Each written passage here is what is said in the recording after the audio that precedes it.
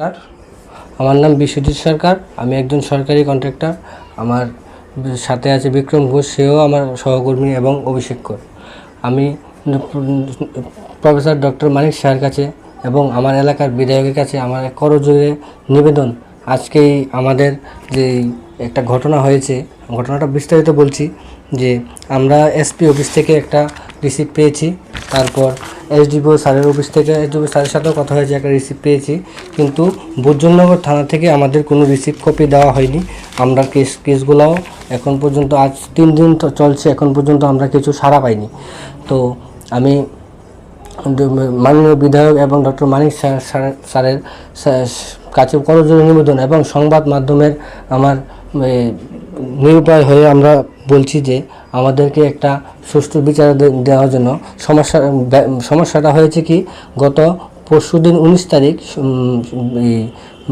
দুপুর 12:30 নাগাদ মণ্ডল সভাপতি রাজেশ ভৌমিক, 5 খয়াপুর মণ্ডল সভাপতি রাজেশ ভৌমিক আমার সহকর্মী অভিষেক করকে একটা ফোন করে বলেছে যে আমরা তাড়াতাড়ি যেন ব্লক অফিসে যাই, ওল্ডাউট্রা ব্লক অফিসে, এবং তার সাথে সহসভাপতি অপূর্ব ভৌমিক আমার সহকর্মী বিক্রম ঘোষকে ফোন করে বলেছে আমরা যেন এই তাড়াতাড়ি যাই। 2-3 বার ফোন করেছে ওরা। আমরা যাওয়ার সাথে সাথে আমরা 10-15 মিনিটে চলে যাই। যাওয়ার সাথে সাথে আমাদেরকে গ্যাস রুমে নিয়ে গিয়ে দরজা বন্ধ করে তুমুল আমাদেরকে মারধর শুরু করে, তুমুল মারধর শুরু করার পর আমরা যদি জিজ্ঞেস করতে চাইলে কি হয়েছে, তাহলে আমরা অনলাইন টেন্ডার, এই টেন্ডারের মাধ্যমে আমরা 5টা টেন্ডার ড্রপ করে তার মধ্যে 4টা টেন্ডার আমরা পেয়েছি, যার মূল্য। তারপর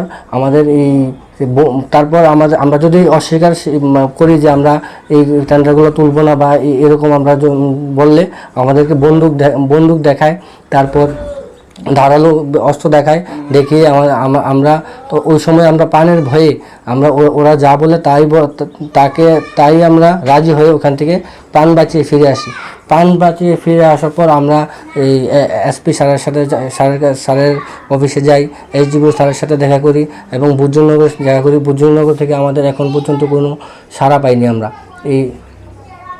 এবং আমরা এমএলএ স্যার যদি এখনও বাড়িতে নেই, স্যারে আসলে আমরা স্যারের কাছেও যাব। আমরা স্যারের সাথে ফোনও কথা হয়েছে স্যারের সাথে, যে আমরা এই বিষয়টা নিয়ে আমরা খুব আতঙ্কে আছি এবং আমাদের প্রাণের উপর প্রতিনিয়ত আমাদের উপর হুমকি চলছে।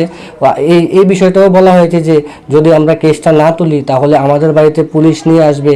এই যে রাহুল ভৌমিক এসপিও চাকরিজীবী, উনি নাকি কৌটো কি ড্রাগস, হিরোইন বা গাঁজা নিয়ে আমার বাড়ি চলে আসবে, এসে আমাদেরকে পুলিশের সাথে ধরিয়ে দেবে। আমরা তো এইসব কিছুই এই নেশার সাথে আমরা কোনো যুক্ত নেই।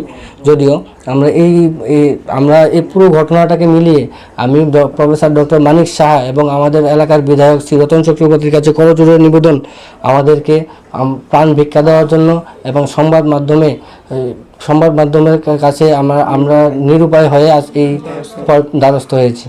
নমস্কার।